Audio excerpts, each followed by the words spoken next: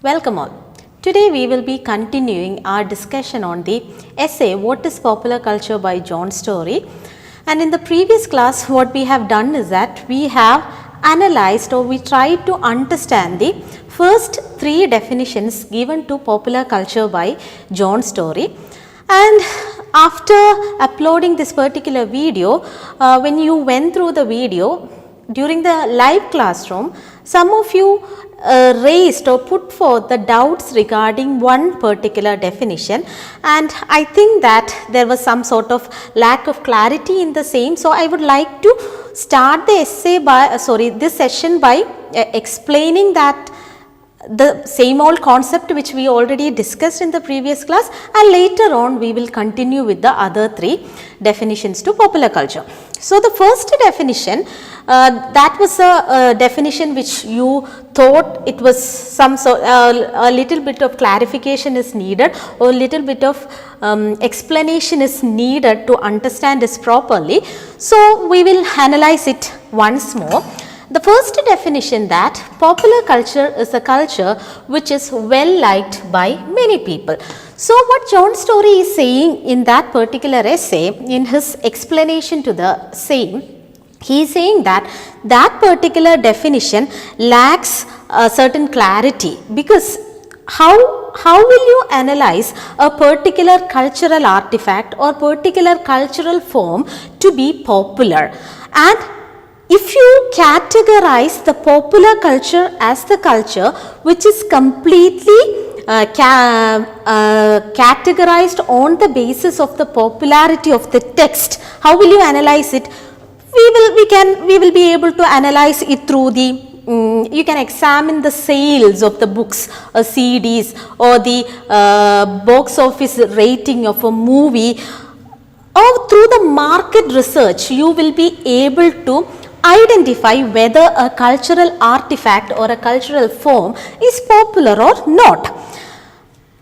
So similarly, this particular explanation to the same is not complete in itself. If you stick on to this particular definition, that it is popular culture are the cultures which are well liked by the people, or which are really popular. So it has a hidden meaning or a connotation within itself, saying that high culture products are not popular, or it is not liked by the people, or it is not liked by the majority. So that is not completely true. It's not completely true. How will you differentiate a high culture product and a popular culture thing? Or how will you differentiate a popular cultural artifact and a high cultural artifact? There are many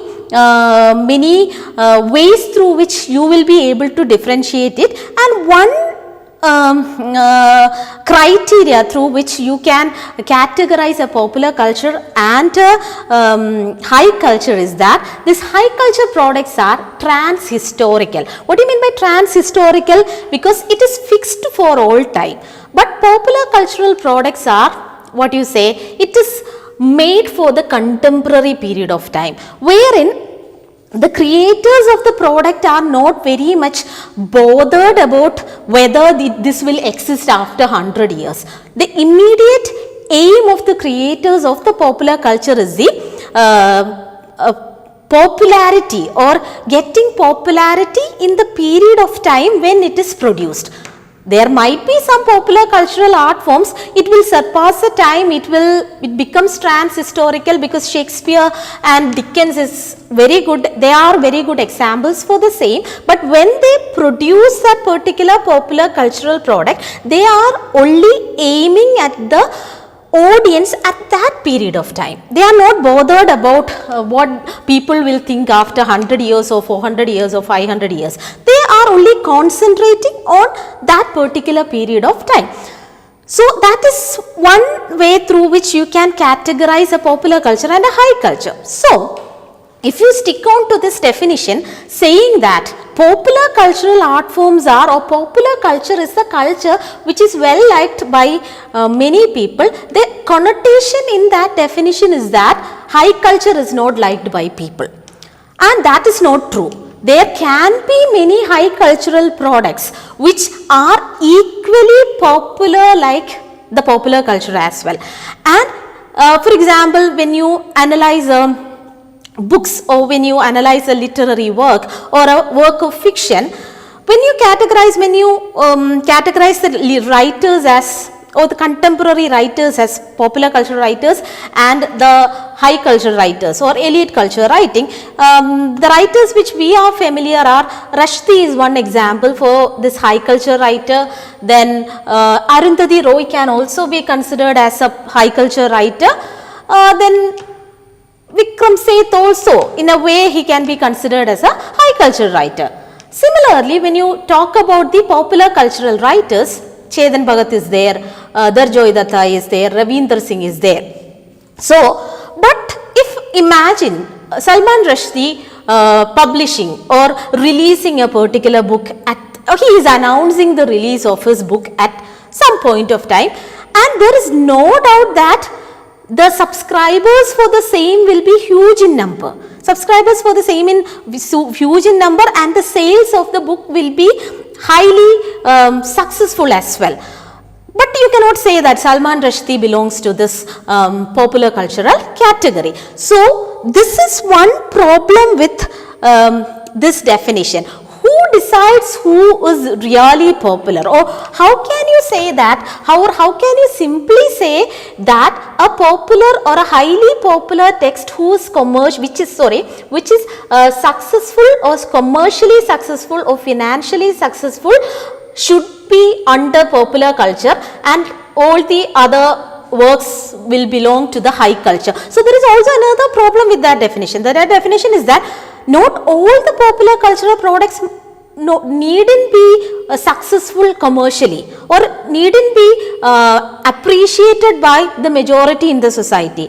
So, can you say that, okay, since there were less audience or less viewership for the same, they can be categorized in the elite culture? Definitely we cannot do that. So, that is what, so he is quoting Bennett, the Australian cultural critic, to substantiate or justify this particular point, that this particular definition of popular culture is a highly political statement, saying that only if someone is, or so you can categorize a particular cultural form as popular only if it is well liked by the people, and there is an agenda. Like in the previous class we talked about Raymond Williams's definition. It is taken from Raymond Williams's definition. He had a clear political agenda. He wanted to prove that this elite form of arts or the so-called elite class are fake kind of people, and they are not liked by majority of the people. The real culture in a society is really the popular culture. So, I hope that the point is clarified. Now, we will continue with our discussion on the remaining definitions to popular culture. So, the fourth definition. So, now we are going to discuss the fourth definition to popular culture, that is, it is the culture which originates from the people. Culture that originates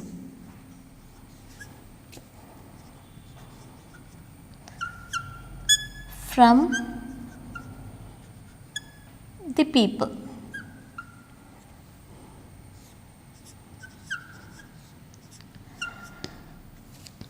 Culture that originates from the people. So, there is also one problem. There is also a problem with this definition as well. It is also a political statement saying that who is the one who is categorizing the very concept or the very category known as the people. Who is the people?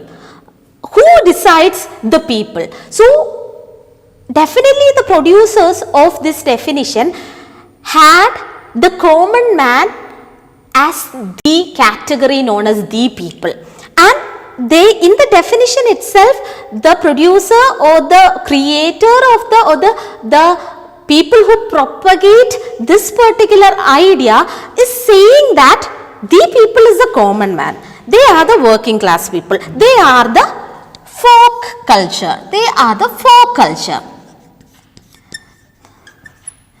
they are the folk culture. They cannot be included in the elite culture. They cannot be included in the so-called high culture. So who is categorizing the very concept with the people? So a clear hierarchy is very much evident from this particular definition, and this problem is with its definition is that it is completely excluding the commercial nature of the so-called popular culture. Because when we discussed about popular culture as mass culture, we said that popular culture is highly commercial culture wherein you produce something on a mass scale aiming profit. Your only aim is getting maximum profit out of it, and here you are not talking about anything of that sort, and you are saying that popular culture originates from the people and there is someone or some greater authority or some greater superior authority who is deciding that there is someone called the people, and those people are the common man, the ordinary class, and they cannot be, however they try, they cannot be included in the so-called, what do you say, the high culture. So you are an inferior culture. So knowingly or unknowingly, but I would like to say that it is a deliberate attempt. This is a deliberate ideological propagation through which the creators are proving that, okay, you belong to the people, you are the common man, you are the majority, but we, though we are less in number, we are superior. So similarly, they are trivializing the majority. But this interesting thing about it is that this majority has the maximum power within them. In a democratic society, they are the most powerful, but they cannot simply say that, okay, you are less superior or you are inferior to us, so what you say, you are the popular culture, you are the common man, but it doesn't give full description to the very concept known as popular culture. And you saying the people, by using the term the people, you are including a large number of people into a single category, and you are saying that you are inferior. You are inferior because you are not someone who will be able to appreciate good art form or an elite art form, and it's completely okay. There is nothing wrong in it as well, but it is really the culture of few people. Imagine if you might have come through that situations in your real life. Imagine there will be film festivals, or there are lots of film festivals that is being conducted, and there, when you analyze the audience for these film festivals, nowadays the situation is changing a little bit, but they will be having a different type of attire, and they will be watching the movies probably a common man will not appreciate. Imagine, a common man will not appreciate, and you just imagine that you happen to be in their company and you happen to watch a movie like that, which is beyond your imagination, which you cannot easily comprehend, which you cannot easily understand, and you are talking to that so-called group of people who say that they appreciate such movies, and out of curiosity or out of your genuinity, you are saying that, okay, I simply didn't understand what exactly the movie meant, what was the director trying to portray, or what was the director trying to say. So then these people who belong to that category of intellectual class, they will say it on your face that, oh, this is beyond your imagination, level of imagination. It is art, that is a real art form, and everyone in the society won't be able to appreciate the real art form. This is a similar concept, like since we belong to this people who belong to this humanities category, and the science people always, or the people from the science stream always have a feeling that, okay, we are the one who only talks about novels and short stories or something, like it is as easy as reading a Balarama or Balamangalam at home, and that is what the literature students do.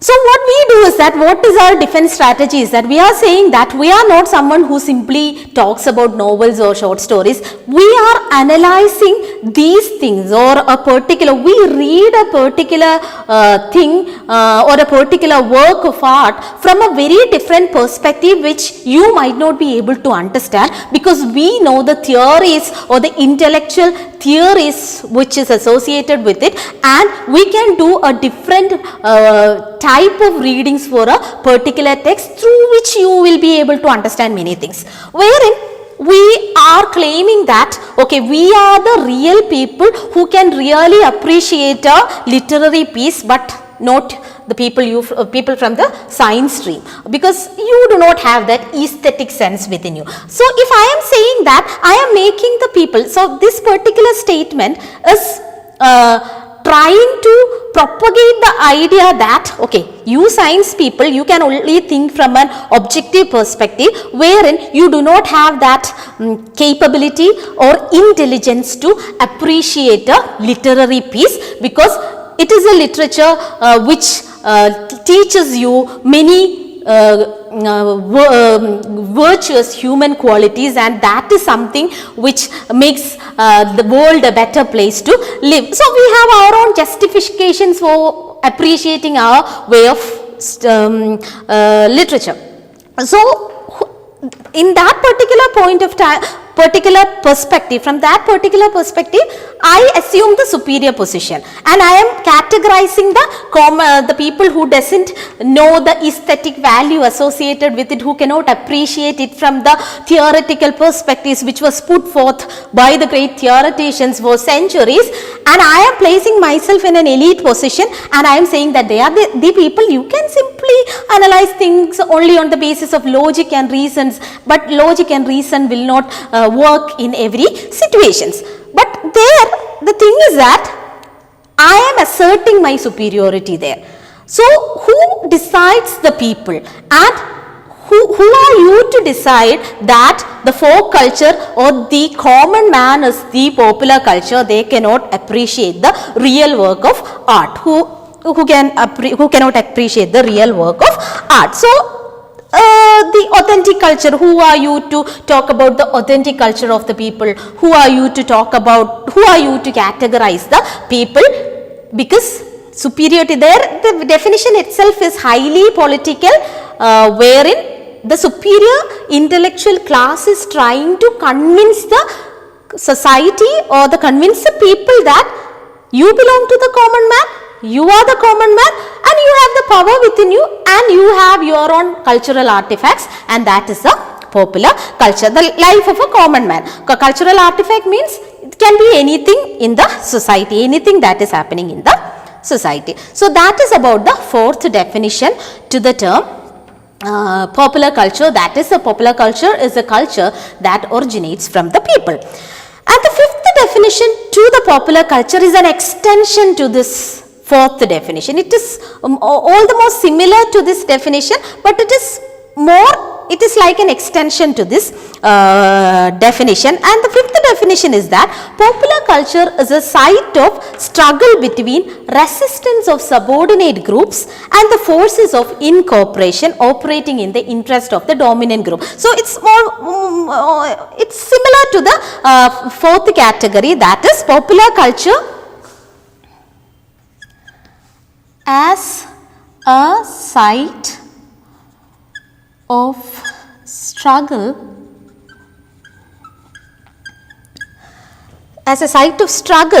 between the resistance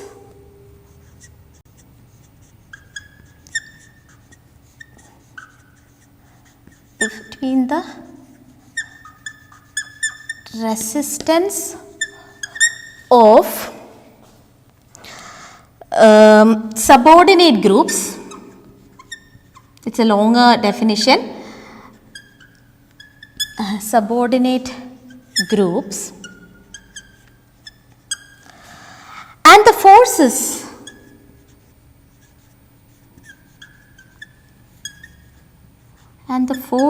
of incorporation,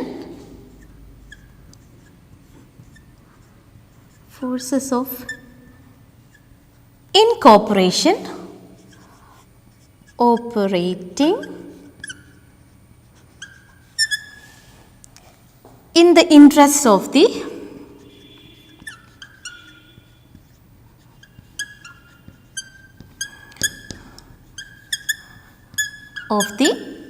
dominant groups.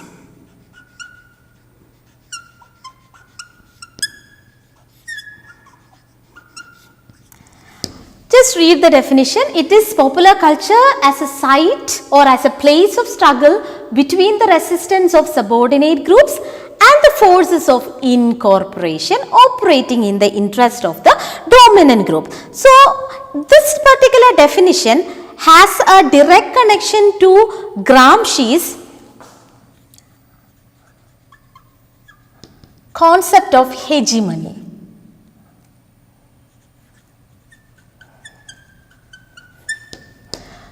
You can read this particular definition through the very concept of hegemony put forth by Gramsci. And what is hegemony? Hegemony, we all know that hegemony refers to the way in which the dominant groups in a society assert their intellectual and moral leadership, and they seek to win the support or the consent of the subordinate groups in the society. What do you mean by that? It's simply that it's a Marxian concept. It is an extension of the Marxian concept of base and superstructure, wherein if someone compels you to do something, you always have a tendency to resist it. You always have a tendency to resist it. If someone is asking or who is forcing you to do something, you always have a problem in accepting the same fact. But in every society, as Marx said, every society functions, or every cultural scenario functions in a hegemonical order. What do you mean by hegemonical order? There will be a superior authority in the society, and they will decide what the subordinates or the inferior group in the society should do. For example, very good example is that the government. Every government, when you analyze the tenure of governments of different political stance, political ideology, whatever that happens in the society is in accordance with what the government wants us to do. And if a government or if a power authority is too good in practicing this hegemonical idea into the society, the subjects or the people in the society or in the country will not have any problem in accepting the same. So, those who are using this approach to see popular culture as a struggle between the dominant and the subordinate, because we already said that there is a hegemonical structure that is operating in the society, wherein the dominant always try to assert their position or assert their stance in the society, assert their ideology in the society, and it is not very easy for the subordinate to accept the same in the beginning. Then there will be a struggle between the dominant and the subordinate, and finally there will be lots of exchange and negotiation between these two, that is the dominant and the subordinate, and there will be resistance. Then they will try to incorporate, and normally both the parties will try to incorporate the other people's stand or other people's ideology, and finally they will bring about a compromise equilibrium. Compromise, this is also a term used by Gramsci, compromise equilibrium, through which a new ideology, but normally that new ideology will always be in favor of the dominant class. The subordinate will do compromise, and the dominant will also make some sort of, dominant will make the subordinate feel that they are compromising for them, and finally they will function on the basis of a compromise equilibrium, through which a popular cultural form is created, wherein it caters to the need of the dominant as well as the subordinate. So both the parties will be happy, but more powerful when you analyze it in detail, when you analyze the politics of it, you will feel that the dominant class has a power, or they were too good in compromising that their ideology will be prominent there, but the popular culture or the majority culture won't be having, the subordinate culture won't be having in compromising on the same, and that particular place of compromise is known as the popular culture. And very good examples for the same is the commercial movies or the popular movies which we produce, or which every nation produce. Like a movie in India will be entirely different, or the ideological structure which is propagating through the movies in India will be entirely different from a Western culture, from a Hollywood movie. And they also have, in Hollywood movies there will be a struggle between the powerful and the powerless, or the subordinate, and their ideology is propagated there, that compromised formula will be propagated. Similarly, here in India, what is the just by analyzing a movie or a cultural forms which are created at a particular period of time, especially if you imagine a government with a different ideology comes into power, then the movies at that period of time will definitely cater to the needs of the dominant ideology of the government, but there will be a compromise in between, and finally a new culture is formed, that is known as a popular culture. And the key concept of this theory of hegemony works on the concept known as articulation. Articulation, it is a post-Marxist theory, or a concept in post-Marxist cultural studies. And articulation is simply the same process which we are saying, that a particular ideology deliberately manipulates the subordinate class in the society, so that the subordinate class will be able to accept the dominant. So they articulate the mind of the people. So this popular culture, according to a critic named Mouffe,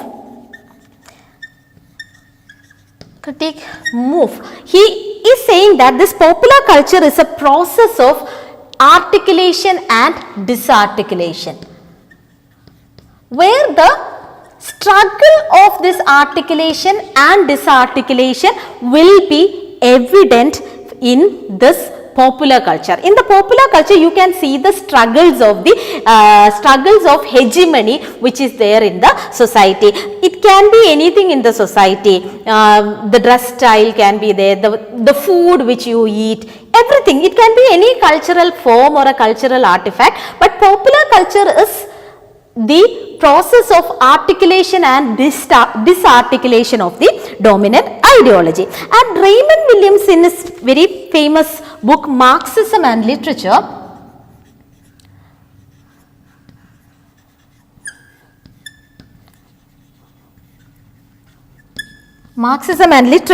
he is he calls this very process known as the he identified different moments of this struggle,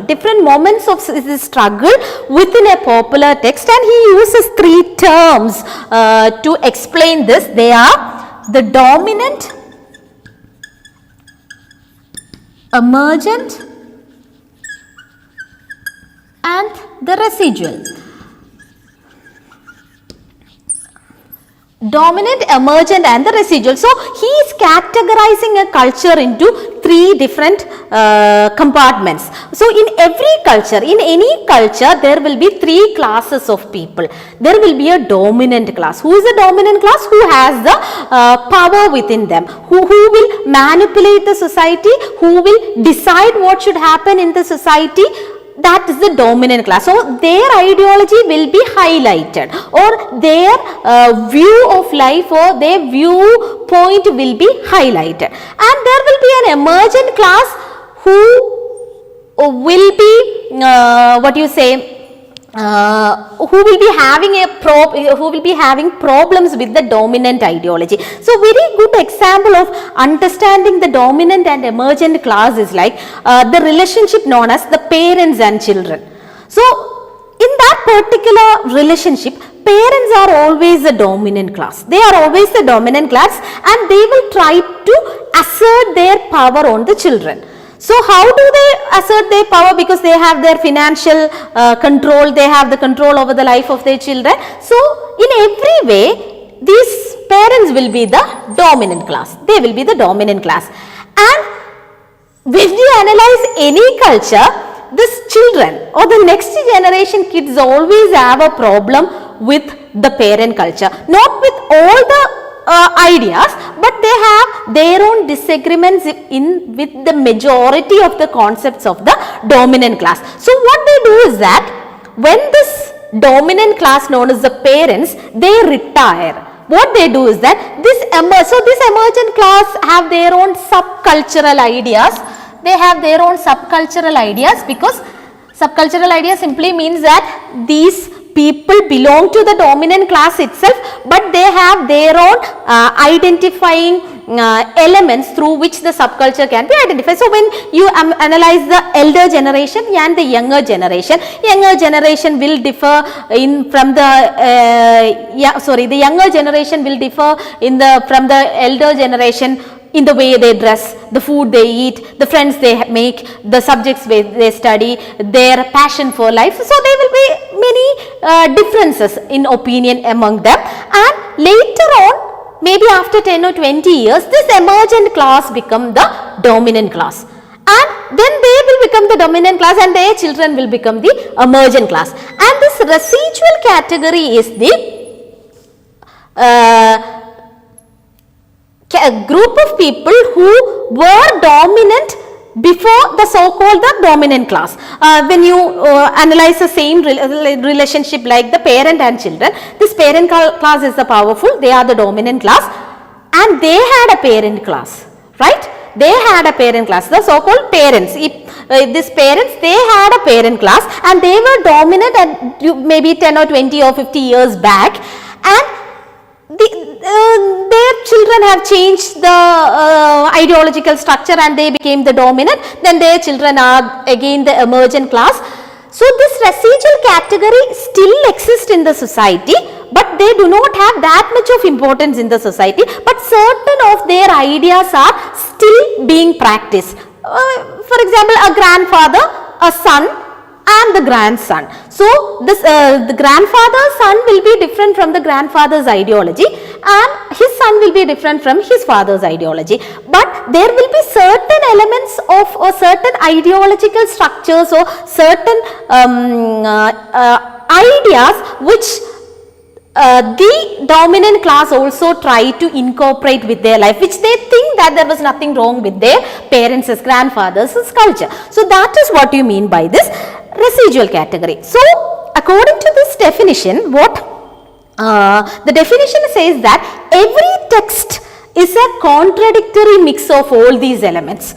All these elements of this dominant, emergent and residual, and finally it was produced in a way that it will be easy for the people or the society to consume it. So in every cultural artifact, it is a mixture of these three classes or the ideologies of these three categories of the people, and it is very much evident or reflected in the popular cultural art. And this popular cultural form is a site of the struggle between the dominant and the subordinate. It is through the medium of popular culture the struggle starts, and finally you reach a compromise solution which is acceptable to every class. It will be probably will be acceptable to residual, dominant and emergent, and it is a popular cultural form which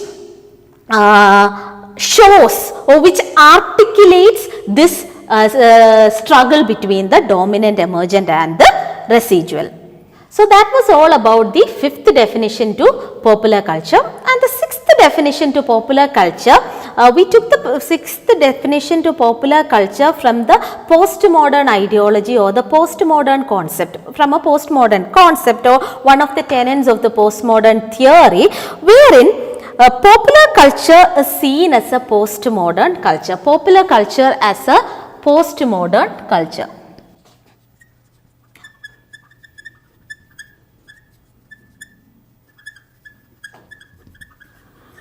So, what do you mean by popular culture as a postmodern culture? One of the major tenets of postmodern theory is that postmodernism does not differentiate between high culture and low culture. What do you mean by postmodernism doesn't categorize or differentiate between high culture and low culture? That simply means that they do not have a problem in accepting the popular culture as popular culture or the low art form as low art form and the high art form as high art form. They do not think that there is a need of differentiating between, there is no need of a differentiation. According to postmodernists, what they are saying is that how can you compare, example is that you cannot make a comparison between an elephant and a goat. The comparison will be how are you able to compare an elephant and a goat? Both are two different categories. Then how are you going to analyze it? How are you going to categorize it? And how are you going to say that, oh, elephant is superior because it is huge in size and so on thing, and elephant is very powerful, so it is superior, and goat is very small, it doesn't have anything to do, it is a very meek, very good for nothing animal. So the comparison will be like, if you do such a comparison, you feel that okay, there is some problem with comparing an elephant with a goat. Similarly, this popular cultural art form also, or popular cultural art form thinks that there is no distinction between the popular and the elite, and they is saying that there is no need of discussing about the struggle between the popular and elite, because there shouldn't be any struggle. There shouldn't be any struggle, and there is no point in celebrating the elitism in the culture, and whatever you say, this popular culture or any art form is always a commercialized culture. It is always a commercial culture, and finally the victory will be for the highly commercialized culture, and there is no point in arguing that the aesthetic value associated with it cannot be compared on the basis of the commercial success of something. It has nothing to do with it, because ultimately the victory will be for the commercially successful thing, or commerce will be successful over the culture. So the academic discussion of differentiating high art and low art should be completely ignored, because there is no point in it. And popular culture, if you go by this definition, popular culture is all the cultures.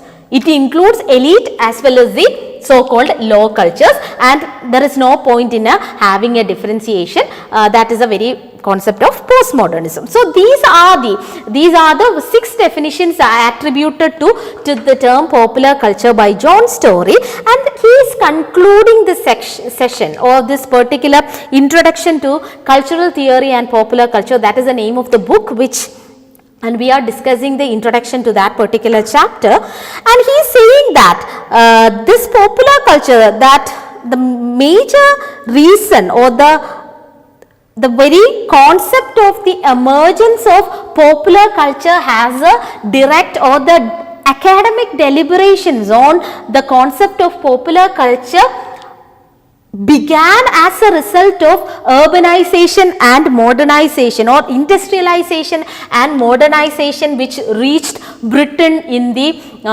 late or the second half of the 20th century, and it has a clear division, that is urbanization and the industrialization is something which categorized people on the basis of many things. Earlier Britain had only two cultures which you can identify. First one is an elite culture, the noble class of people who are the all powerful people who decided what to do in the society, and there is a common man. That was the only two differentiation that happened, the differentiation in culture that was there in Britain before urbanization or this industrialization in the 20th century, second half of the 20th century. But after that, after this industrialization, what happened is that we all know the history that a powerful bourgeois class emerged, or the working class emerged, and three things happened together as a result of this urbanization and the industrialization. First one is that this industrialization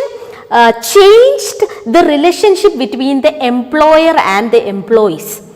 Earlier, it was the employer was the noble class, the all-powerful authority who couldn't be questioned at any cost. The subordinate or the common man has to do what your higher authority is asking. It is always the noble class in the society. Money always was the like money, or the large amount of money was rested in their hands, and the common man had no choice of taking any decisions in their life. It was a powerful elite class. The noble class will decide what a common man should do in the society, and the common man is they were not very powerful, though large in number, they were not very powerful. And this relationship changed. Then the concept of employer and employee came. What do you mean by the concept of employer and employee? You do not have any moral obligation to your employer. Only thing is that you are having a relationship of give and take. It is a give and take policy. I am working for you, you are giving me money. And I don't have any sort of moral commitments to you. And you do not have a power to boss around me. You can boss around me only in the matters which both of us are related. You do not have any role in discussing my personal life. I am working for you, you are giving me money for it, or you are paying for me. When that particular relationship is over, I do not have any commitment to my previous employer. That's a pure capitalist ideology. That's a pure capitalist ideology, and the relationship between the employer and the employee is not a lifelong relationship. It is a relationship on the basis of profit both the parties earn. And employer will try to make the employee work so hard that he will be able to get maximum profit out of his competency in a particular subject. That was the first change that industrialization brought in the society. You do not have anything known as a mutual, it is a mutual obligation, nothing to a superior obligation. You have to work for your employer lifelong. Such type of concepts are completely destroyed as a result of the emergence of industrialization. Then the second thing is that the urbanization is a direct outcome of this industrialization, because when a large number of industries were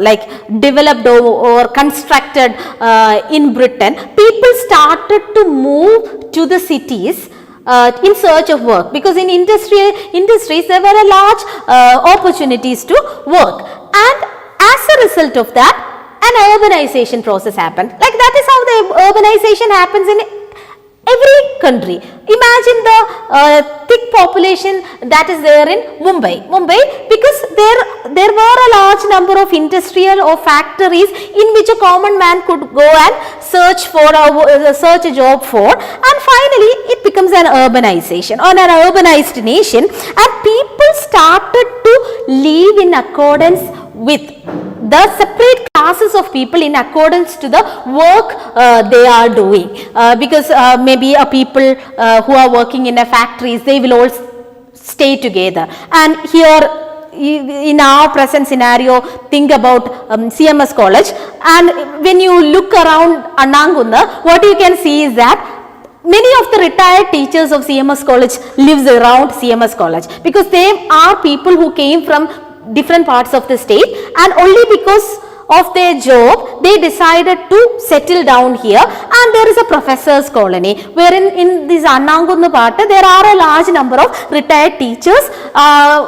So you started to live in accordance with the workplace, or started to find your residence in the place near to your workplace. So urbanization produced a residential area or residential separation of classes. So near the medical college there will be many places where the doctors will be staying together. So you will say it as doctors colony. So it is a separation of classes on the basis of their work they are doing, the job they are doing. And final thing that happened in Britain is that after the French Revolution, the British government or the British monarch were panicked. They were panicked because they also accepted such type of a revolution that might happen in Britain as well. So after the French Revolution, what this government did is that they tried to find out the repressive measures to control the radicalism or defeat the radicalism in the society,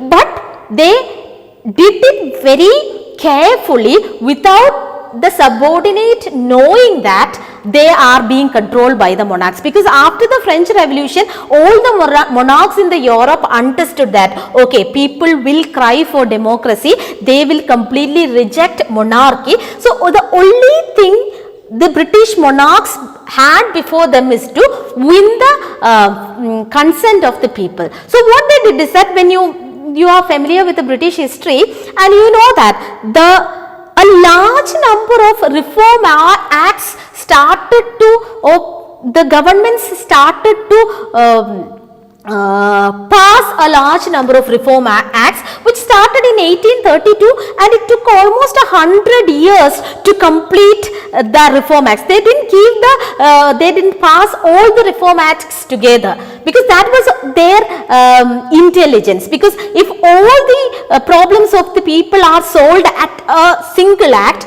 then people will find out more different problems, and they will try to defeat the monarchy. So what they did is that they took a very intelligent stand through which they were controlling, they were defeating the radicalism without the people knowing that they are being controlled. And maybe in every 5 years or 10 years they will pass a new law, and the people will come forward with, like the feminism, with the freedom for the women, this is suffragette rights. So many things, many reform acts were passed, and finally they were able to control the middle class, and middle class's intervention in the